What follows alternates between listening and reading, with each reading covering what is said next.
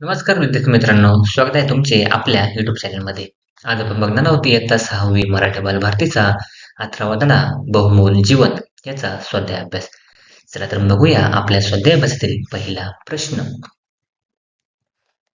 तर आपला प्रश्न पहिला काय आहे? 2-3 वाक्यांत उत्तरे लिहा.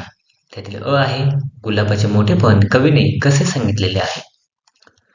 उत्तर आहे गुलाबाच्या फुलाच्या भोवती काटेही उगवतात, पण गुलाबाचे मोठेपण असे की आसपासच्या काट्यांना तो दोष देत नाही. पुढे आहेत ग्रीष्म ऋतूमुळे धरणीवर कोणता परिणाम होतो? उत्तर आहे ग्रीष्म ऋतूत कडक ऊन पडते. हा कडक उन्हाळा धरणीला बाजून काढतो. पुढे आहेत निराश आशा कवीला कोणाबद्दल वाटते? उत्तर आहे आकाशाचे रंग रोजच बदलतात, त्यामुळे निराश आशा कवीला नक्षत्रांबद्दल वाटते. आहे सुखदुःखाची उंचावली म्हणजे काय? उत्तर आहे कधी ऊन पडते कधी सावली पडते, सुख दुःख तसेच असते. कधी सुखाचे ऊन मिळते तर कधी दुःखाचे सावट येते. आहे आयुष्याचा त्याग करू नको असे कवीला का म्हणतात? उत्तर आहे आयुष्य बहुमोल आहे. माणसाला ते एकदाच लाभते, पुन्हा परत मिळत नाही, म्हणून आयुष्याचा त्याग करू नको असे कवी म्हणतात. प्रश्न 2 आहे थोडक्यात उत्तरे लिहा. त्यातील अ आहे मनासारखे सारे काही घडते का? यासाठी कवी कोणाकोणाची उदाहरणे कवितेतून देतात? आपण चॅनल नवीन असाल चॅनल सबस्क्राईब करा, व्हिडिओ लाईक करा आणि व्हिडिओ जास्तीत जास्त शेअर करा. उत्तर आहे गळणारी फुले तरी न झडणारे झाड. 2 आहे गुलाब व त्याचे काटे. 3 आहे वसंत व ग्रीष्म ऋतू आणि धरणी. 4 आहे रंग बदलणारे आकाश व दाटून येणारे ढग. 5 आहे अमावस्या व पौर्णिमा. आणि 6 आहे सुखदुःख आणि उंचावली. पुढे आहेत कवीने माणसाला कोणता बहुमोल संदेश दिला आहे? उत्तर आहे जीवनात आपल्या मनासारखे सर्व काही घडत नाही. जे आपल्या वाट्याला सुखदुःख येते ते भोगावेच लागते. संकटाला सहज सामोरे जावे.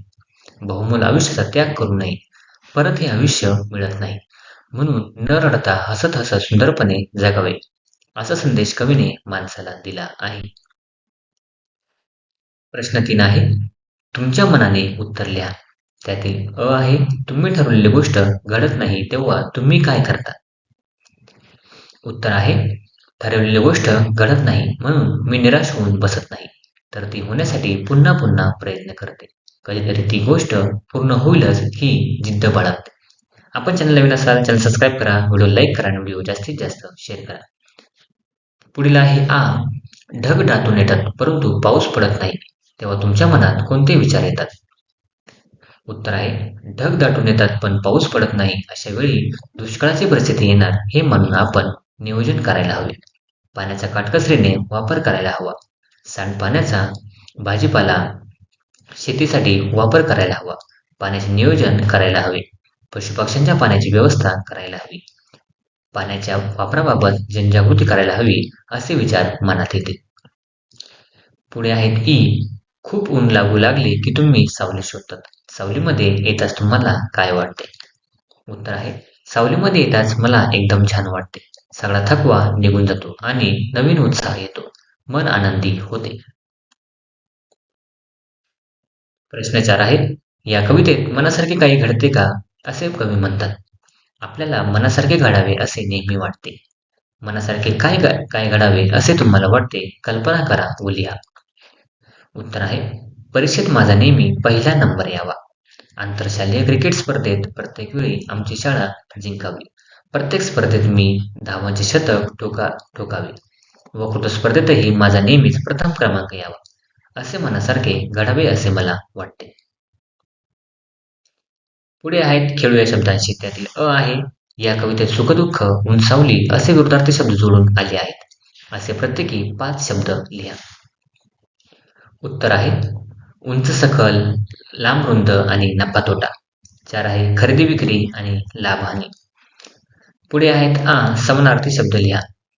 त्यातील पहिला आहे तलिका म्हणजे बेल, धरणी म्हणजे पृथ्वी. ई आहे देह म्हणजे शरीर, नभ म्हणजे आकाश. पुढे आहेत खालील धातूंपासून धातू सदिते तयार करा. मूळ धातू काय आहे आणि धातू सदी.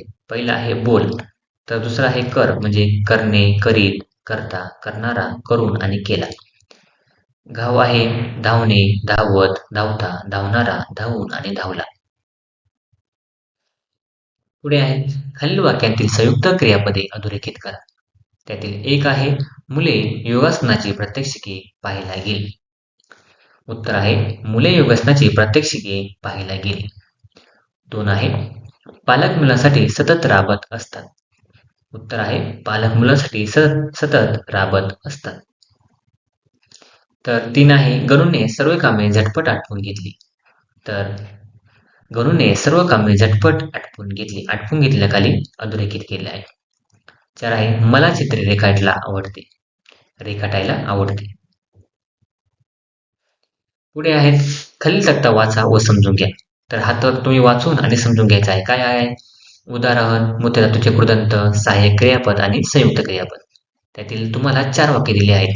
मुख्य धातूचे कृदंत काय आहे? सहाय्यक क्रियापद काय दिले आहे? हे तुम्हाला बघायचे आहे. Thanks for watching video. इयत्ता 6वीच्या मराठी, सेमी आणि इंग्रजी या माध्यमांच्या सर्व विषयांच्या स्वाध्यायाच्या नवनवीन व्हिडिओसाठी चॅनलला सबस्क्राईब नक्की करा.